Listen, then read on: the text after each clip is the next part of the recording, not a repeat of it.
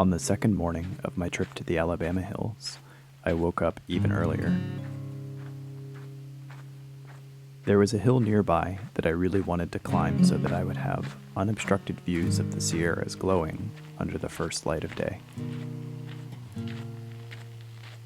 As I walked along the iconic movie road, nothing but the sound of my footsteps and my own breath cut through the darkness. The last few seconds of video have been a bit misleading. I had the ISO on my camera cranked as high as it would go so that you could actually see me walking, but in reality, I could barely see more than a few feet in front of me. I made it to this overlook that I had scouted out the day before, just as the sky was starting to glow with the sunrise light off in the distance. At least, it was just enough light that I could actually see into my camera bag.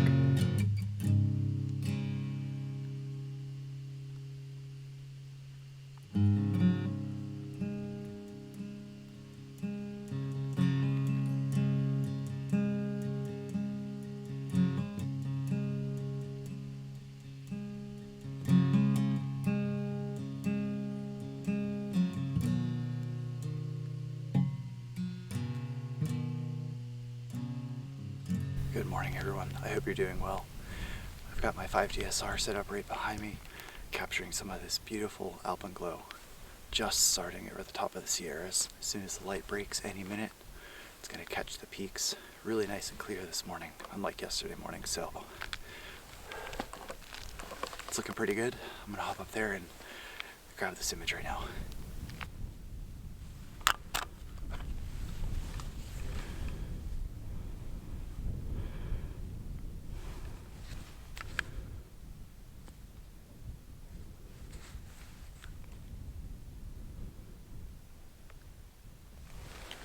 So we've got the alpenglow just on top of Mount Whitney and some of these other mountain peaks to the left.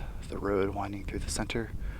One little Instagrammer van off in the distance that I'll probably clone out, but man, this is an awesome scene. I'm gonna zoom right in, make sure I'm focused on the intermediate mountains. F9, ISO 100.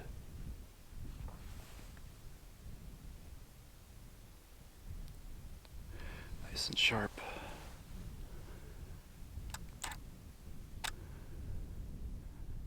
Awesome. So after I turned off the video, I decided to zoom out a bit and take in a little bit more of the scene. I wanted to capture the alpenglow over all of the Sierras, not just Lone Pine Peak and Mount Whitney.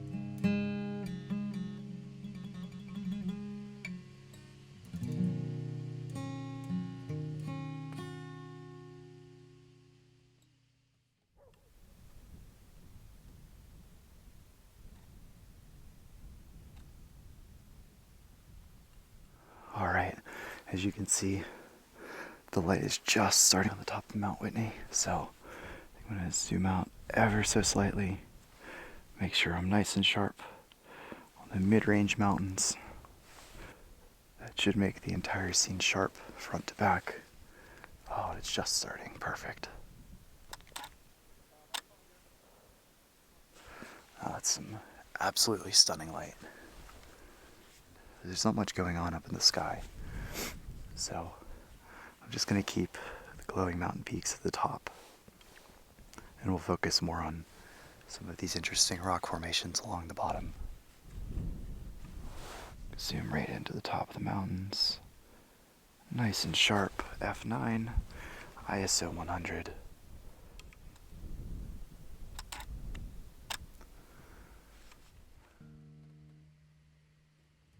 In this moment, the early alarm was worth it.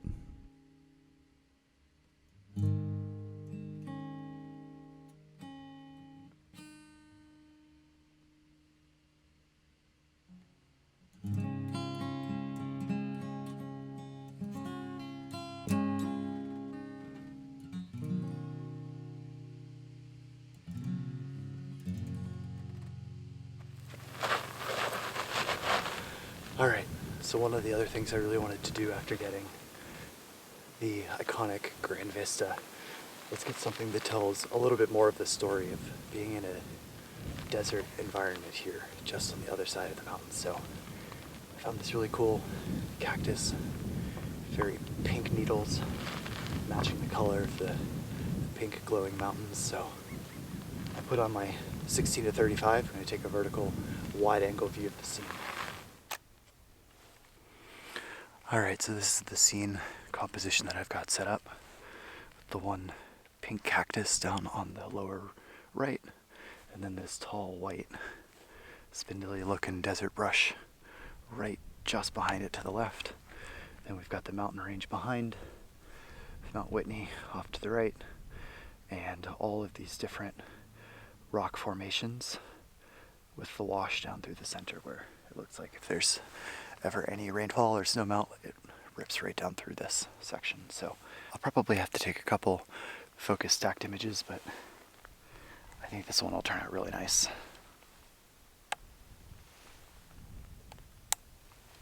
I'm going to zoom first in on the cactus.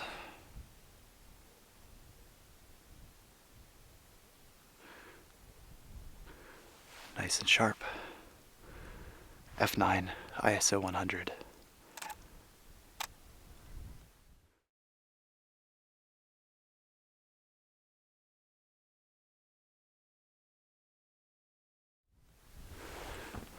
Alright, and then now I'm going to zoom in on the background, on the mountains. Get those nice and sharp.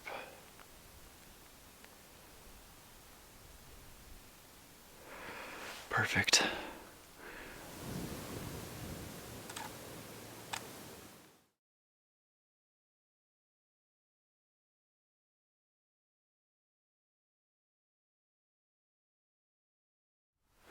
And now I'm going to blend those two together in Lightroom or Photoshop.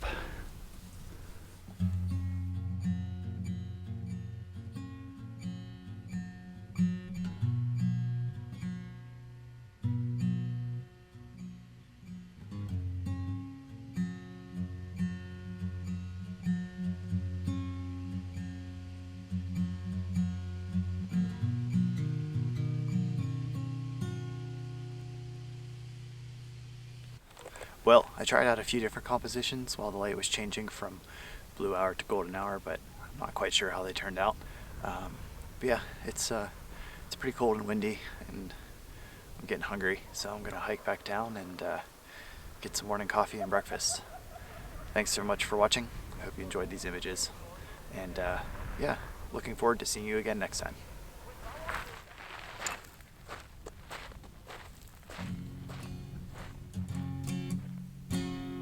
At this point, I could have gone to the right and walked down the road that I took up in the morning, but I decided to be a bit more adventurous and go to the left, hiking through the much more challenging rock formations on my way back to the campsite.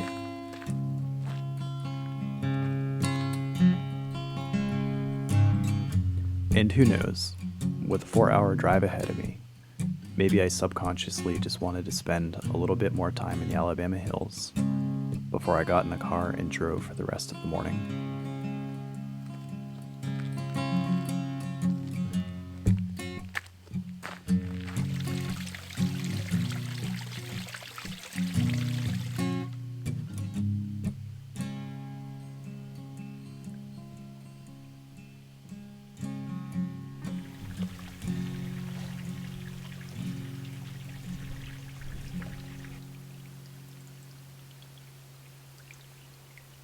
Alright, so I did come across this really cool scene with a tiny little stream running down through this valley.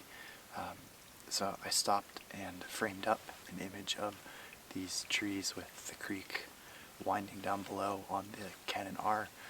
I'm not going to pull out and set up my 5DSR again, but I think it's a really cool image, and it really shows like a source of life here in the desert.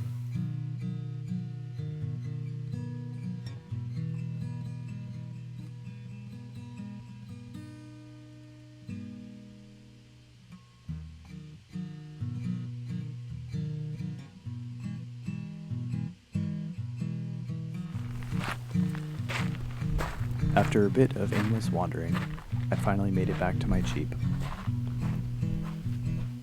I had breakfast with my brother, his dog Max, and some friendly neighbors, and of course a cup of coffee. Not much longer after breakfast, it was time to head home. I was tired from the trip, smelled like a campfire, and had a full week of work ahead of me. Plus, I couldn't wait to see how these images turned out. On the drive back, I also made a quick pit stop to this view, which I had seen a handful of times, but never thought to stop. I hope you like this quick, handheld bonus image of this crazy rock formation. Maybe one day I'll come back when it's better light.